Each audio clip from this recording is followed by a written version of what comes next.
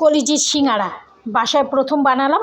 এই সিঙাড়ার ভাঁজটা আমি কখনোই দিতে পারি না, অথচ খুবই সহজ এই সিঙাড়ার ভাঁজটা দেয়া। যখনই আমি চেষ্টা করতে যাই তখনই কেন জানি সিঙাড়াটা সমুচা হয়ে যায়। যাই হোক, অসুবিধা নেই, একটা পেটে চালান করলেই হলো।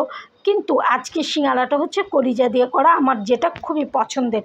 একদম ঝটপট বিকেলের নাস্তায় গরম গরম কলিজি সিঙাড়া করে ফেললাম এবং পেট ভরে কলিজি সিঙাড়াটা খেলাম। আজ আপনি বিকেলে কী নাস্তা বানিয়েছেন আপনার পরিবারের জন্য? আমি কিন্তু আমার পরিবারের জন্য প্রতিদিনই বিভিন্ন ধরনের নতুন নতুন যে কোনো একটা আইটেম রান্না করার চেষ্টা করি এবং তাদের সামনে দিয়ে তাদেরকে অবাক করে দেওয়ারও চেষ্টা করি। তারা যখন আমার নতুন নতুন আইটেমগুলো পরিবেশন করা দেখে তখন তাদের মুখে একটা সুন্দর হাসি দেখি, যেটার মূল্য আমার কাছে পৃথিবীর অনেক কিছুর তুলনায় অনেক বেশি। এর কোনো দামই নেই, এই হচ্ছে অমূল্য। যাই হোক, আমার সিঙাড়াগুলো কিন্তু খুবই মুচমুচে হয়েছে এবং খেতেও ভালো হয়েছে। আজ হয়তো রাতে আর ভাত খাওয়া হবে না এই কলিজি সিঙাড়ার জন্য।